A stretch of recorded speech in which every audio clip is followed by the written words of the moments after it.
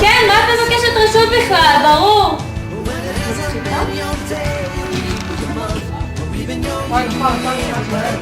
ברור, נטלי, בשמחה, קחי, לא, אני אביא לך כמה שאת רוצה, תקחי, ברור. יש לך שיניים, את עושה צחוק?